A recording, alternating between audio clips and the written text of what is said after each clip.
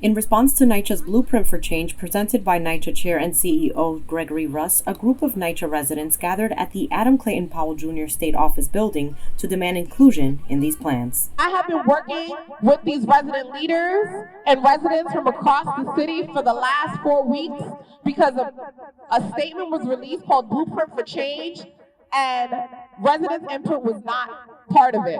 TA leaders and residents and NYCHA came together and really wanted to have a response to the blueprint that the CEO, Greg Ross, had released. So they had a lot of reservations and concerns, and were really frustrated that this plan was released without little to no input from residents and TA leaders. For more than 500,000 renters in New York City, public housing has provided reliable affordability before and during COVID-19. The 16-page Blueprint for Change document outlines potential pathways for NYCHA's reorganization and investing of capital to stabilize and improve the condition of its properties.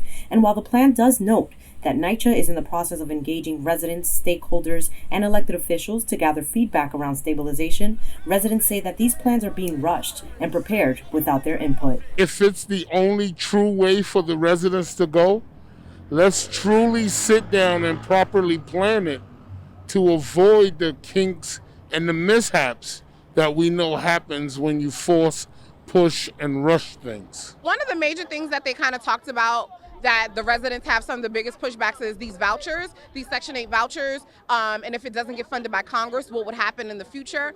They also had some concerns about being able to be public housing, right? If they transition all of these 10,000 units to these vouchers, public housing as we know it would be gone. And although these things have happened in other states, New York City is literally the biggest public housing section in the United States. So it's important that we keep public housing and we keep it affordable for our tenants. NYCHA residents and tenant association leaders are now preparing a blueprint of their own, proposing their ideas and input for the preservation of public housing. We plan to issue the residents' respond to the blueprint change with our own set of recommendations of what we must include in any proposal. These are our homes, and nothing will happen to us without us.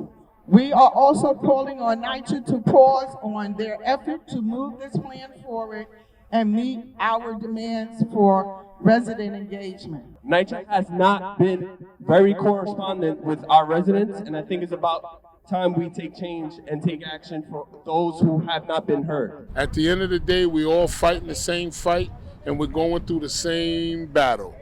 And in order for us to win this battle and to be successful at the war that we're about to fight, is we all have to come together.